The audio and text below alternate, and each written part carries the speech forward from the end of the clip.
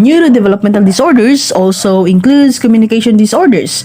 So these disorders of communication include deficits in language, in speech, and in communication. So in assessing these three, culture must be considered, especially for individuals growing in bilingual environments. Under the communication disorders, we have first, the language disorder.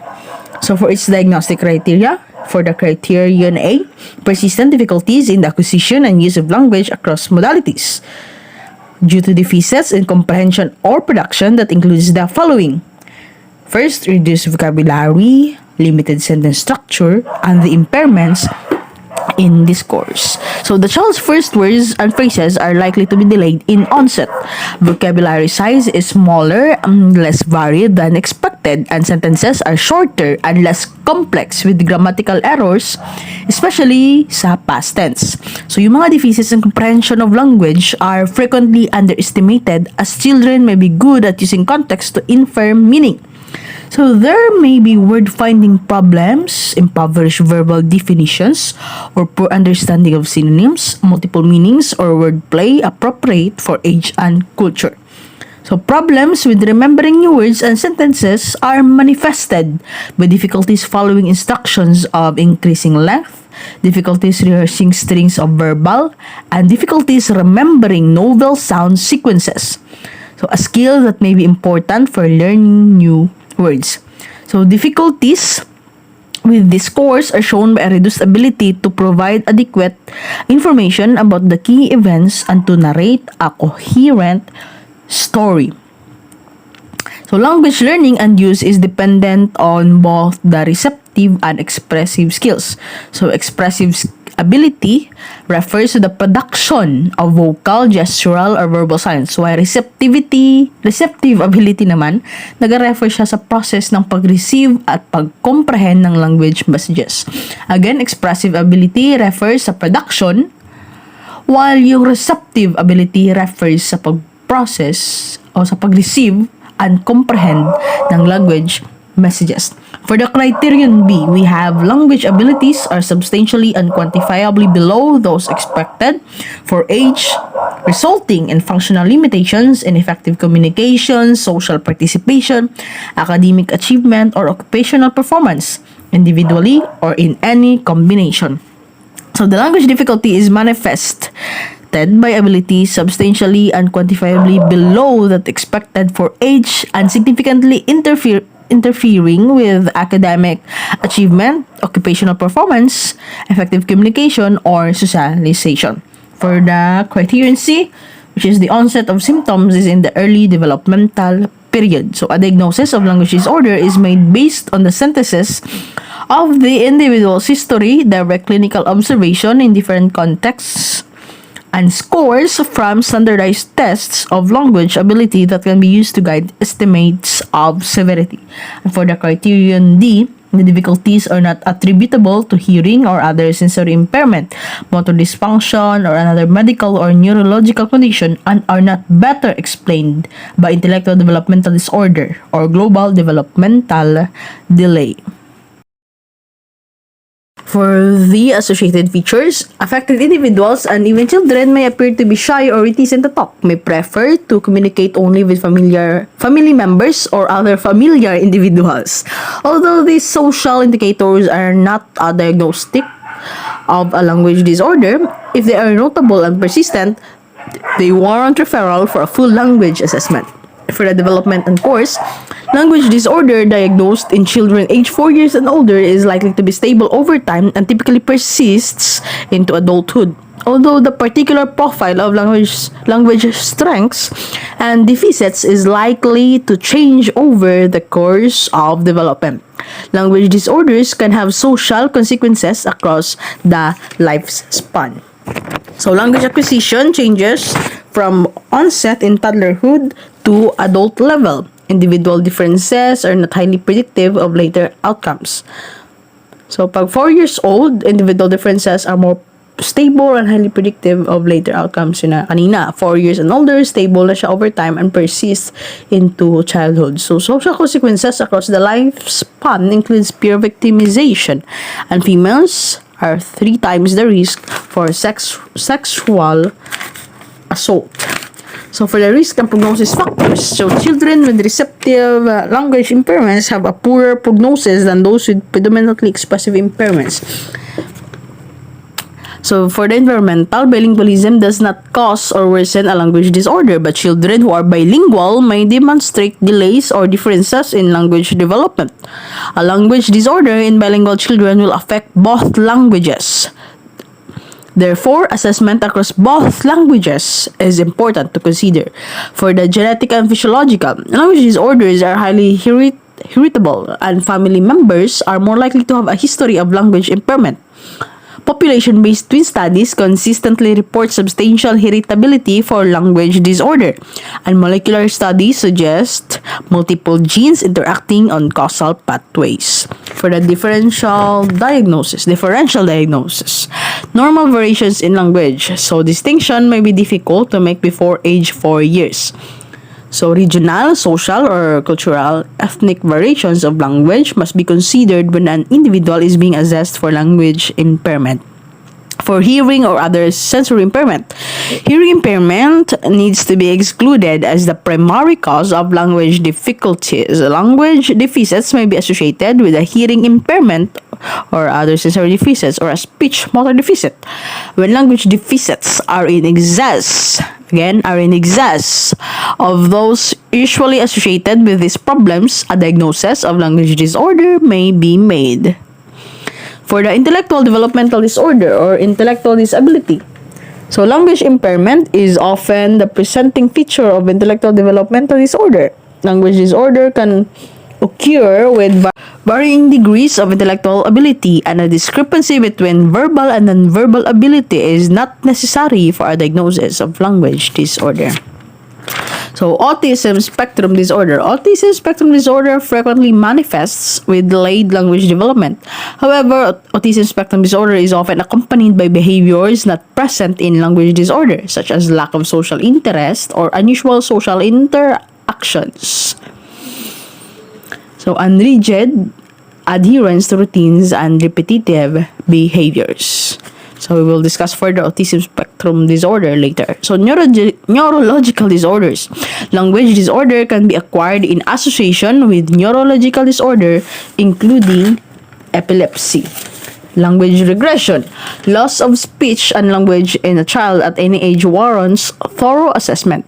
So language loss may be a symptom of seizures, and a diagnostic assessment is necessary to exclude the presence of epilepsy. For the comorbidity, so language disorder may be associated with other neurodevelopmental disorder in terms of specific learning disorder, intellectual developmental disorder, attention deficit hyperactivity disorder, autism spectrum disorder, and developmental coordination disorder.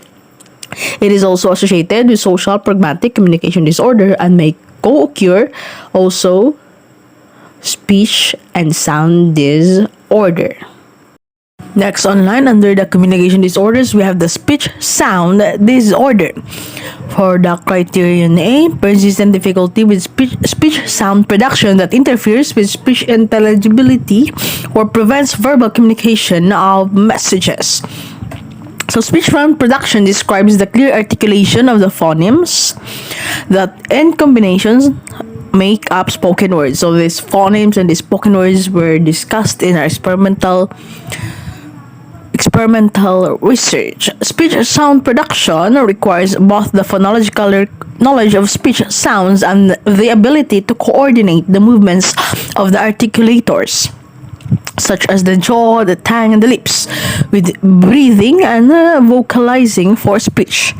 For the criterion B, the disturbance causes limitations in effective communication that interfere with social participation, academic achievement, or occupational performance, individually or in any combination.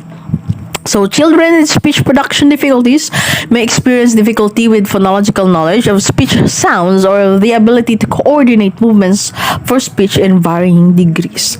For the criterion C, onset of symptoms in the early developmental period. So speech sound disorder is diagnosed when speech sound production is not what would be expected based on the child's age and developmental stage. Among typically developing children at age 3 years, overall speech sound or speech should be intelligible, whereas at 2 years, only 50% may be understandable. Boys are more likely to have a speech sound disorder than girls. And for the criterion D, the difficulties are not attributable to congenital or acquired conditions such as cerebral palsy, cleft palate, deafness, or hearing loss, traumatic brain injury, or other medical or neurological conditions. So the diagnosis is made when the deficits are not the result of a physical, structural, neurological, or hearing impairment. Excuse me. For the associated features, so if the ability to rapidly coordinate the articulators is a particular aspect of difficulty, there may be a history of delay or incoordination in acquiring skills that also utilize the articulators and related facial musculature. Among others, these skills include chewing, maintaining mouth closure, and blowing the nose. So the term childhood apraxia of speech and verbal dyspraxia are used for speech production problems with motor components. For the development course, at age 3, children with speech sound disorder continue to use immature phonological simplification processes. At age 5, most speech sounds should be produced clearly and most words should be pronounced accurately according to age and community norms. So late 8 refers the frequently misarticulated sounds in English also tend to be learned later, which are the l, r, s, z, th, ch, z, and z. At age 8, misarticulation of any of these sounds by itself could be considered within normal limits up to this age. So lisping is particularly common and may involve frontal or lateral patterns of airstream direction. It may be associated with a tongue thrust swallowing pattern. For the differential diagnosis, normal variations in speech. Bilingual children may demonstrate an overall lower intelligibility rating, make more overall consonant and vowel errors, and produce more uncommon error patterns than monolingual English-speaking children when assessed only in English. So, for hearing or other sensory impairment, those who are deaf or hard of hearing may have speech sound production errors. When speech deficits are in excess of those usually associated with these problems, a diagnosis of speech sound disorder may be made. For the structural deficits, speech impairment may be due to structural deficits such as cleft palate. So dysarthria, neurological signs as well as distinctive features of voice differentiate this dysarthria from speech sound disorder. Although in young children or under the age of 3, differentiation may be difficult, particularly when there is no or minimal general body motor involvement. For the selective mutism, limited use of speech may be a sign of selective mutism, an anxiety disorder that is characterized by a lack of speech in one or more contexts of settings. So selective mutism may develop in children with a speech sound disorder because of embarrassment about their impairments, but many children with selective mutism exhibit normal speech in safe settings, such as at home or with close friends. For the comorbidity, speech may be differentially impaired in certain genetic conditions, such as in Down syndrome. If present, this should also be coded.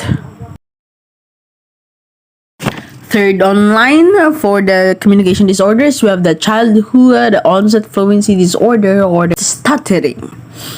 So for the diagnostic criteria, A, disturbances in the normal fluency and time patterning of speech that are inappropriate for the individual's age and language skills, persist over time and are characterized by frequent and marked occurrences of one or more of the following. First, sound and syllable repetitions. Second, sound prolongations of consonants as well as vowels. Third, broken words. 4, audible or silent blocking. 5th, circumlocutions. 6th, words produced with an excess of physical tension. Seventh, monosyllabic whole word repetitions. So the essential feature of childhood onset fluency disorder or stuttering is a disturbance in the normal fluency and time patterning of speech that is inappropriate for the individual's age.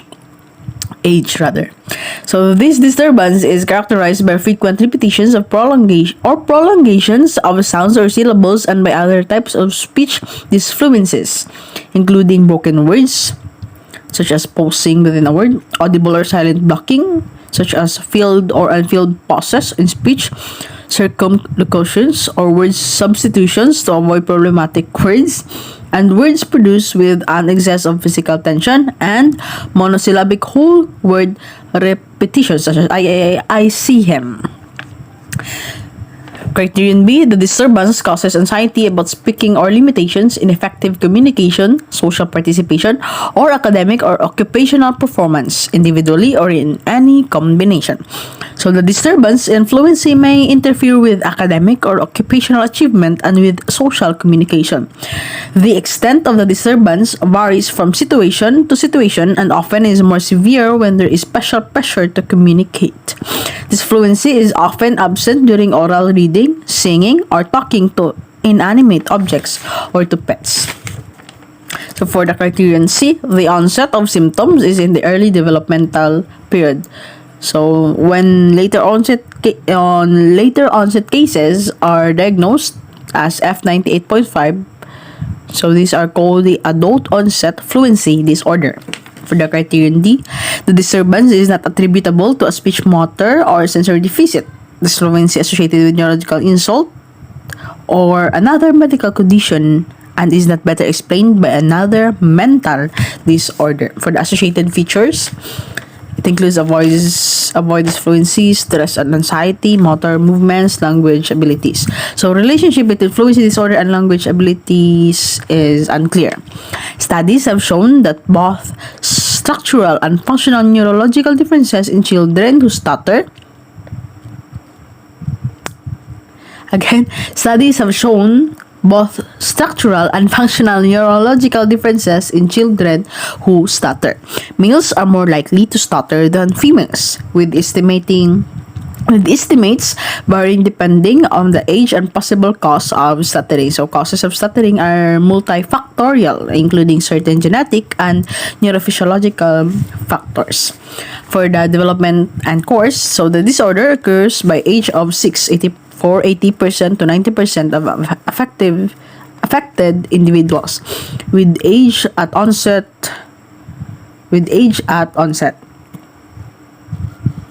Typically, yung disfluences is nag-start gradually pero hindi yun napapansin ng bata with repetition of initial consonants, first words or phrases or long words. As the disorder progresses, these fluences become more frequent and interfering. If nalalaman na ng child na meron siyang speech difficulty, he or she may develop mechanisms para ma-avoid yung disfluences and emotional responses.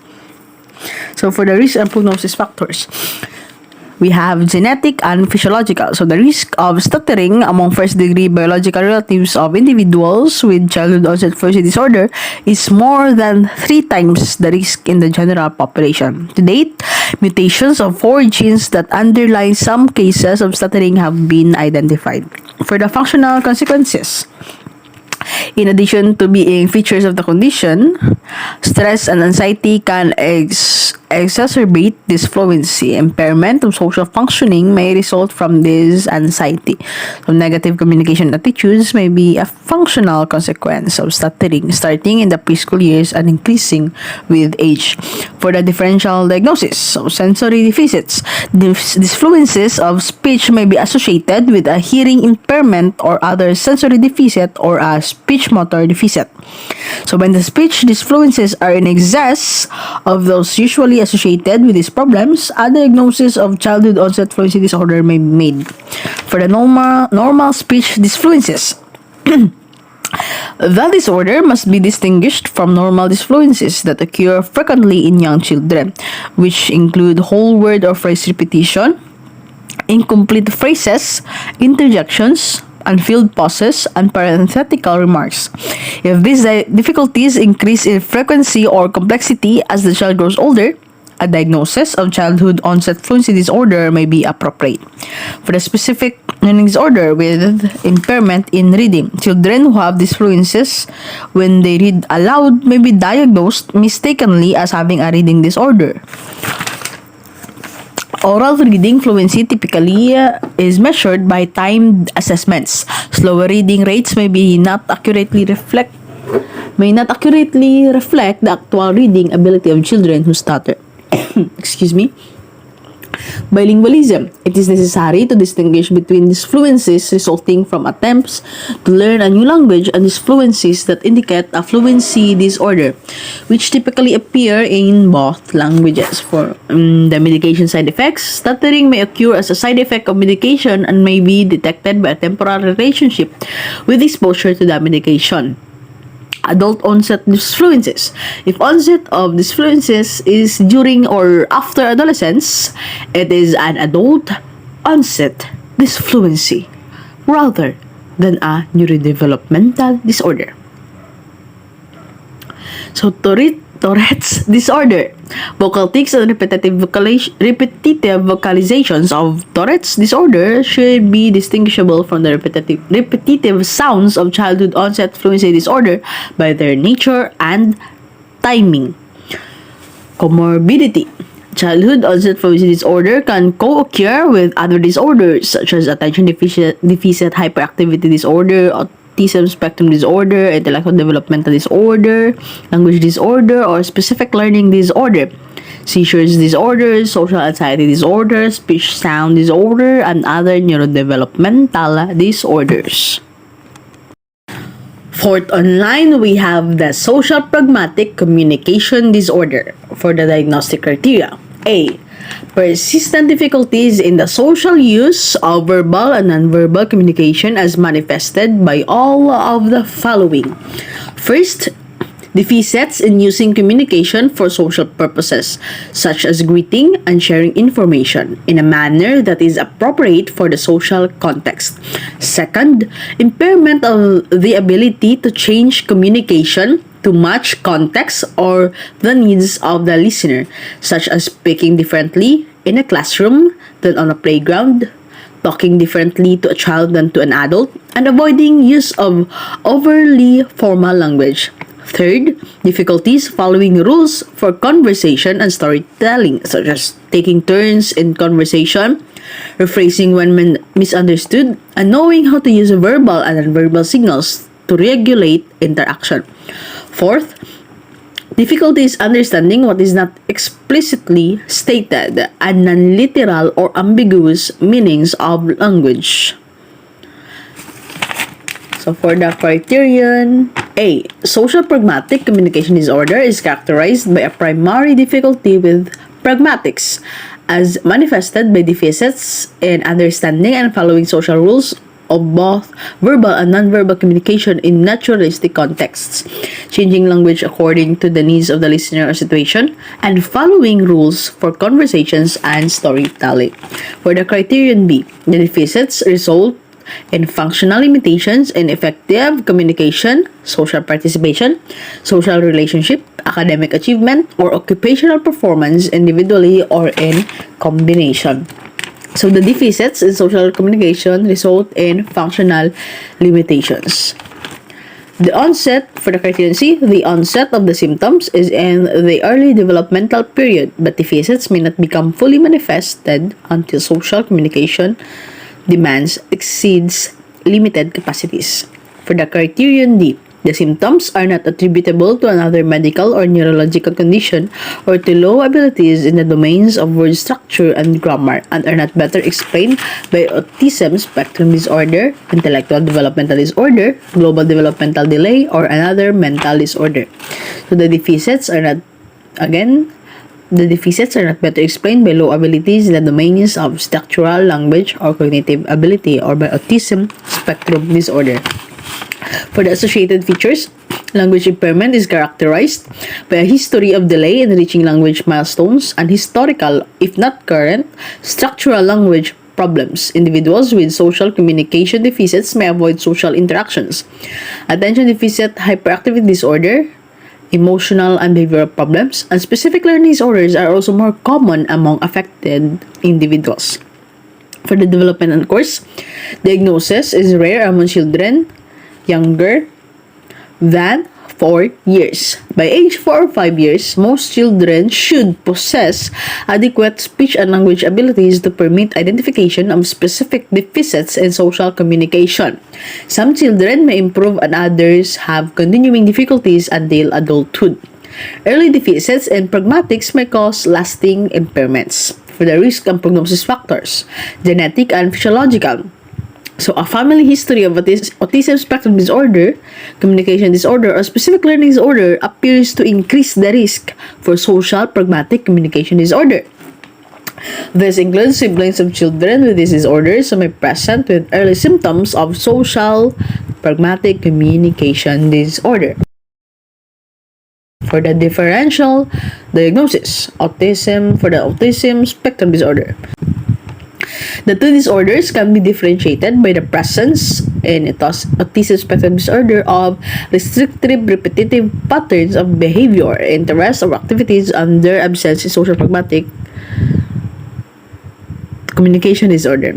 Yung diagnosis naman ng social pragmatic communication disorder should be considered if the current symptoms or developmental history fails to reveal evidence of symptoms that meet the diagnostic criteria for restricted repetitive patterns of behavior, interests, or activities of autism spectrum disorder causing current impairment.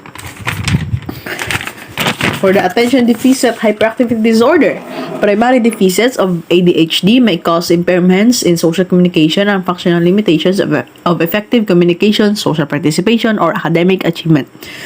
For the social anxiety disorder, the symptoms of social pragmatic communication disorder overlap with those of social anxiety disorder. The differentiating feature is the timing of the onset of the symptoms. In social pragmatic communication disorder, the individual has never had effective symptoms. In social pragmatic communication disorder, the individual has never had effective social communication. In social anxiety disorder naman, the social communication skills developed appropriately but are not utilized because of anxiety, fear or distress about the social interactions. For the intellectual developmental disorder and global developmental delay, social communication skills may be deficient among individuals with global developmental delay or intellectual developmental disorder. But a separate diagnosis is not given unless the social communication deficits are clearly in excess of the intellectual limitations. For the unspecified communication disorder naman, or F8.9, this category applies to presentations in which symptoms characteristic of communication disorder that cause clinically significant distress or impairment in social, occupational, or other important areas of functioning predominate but do not meet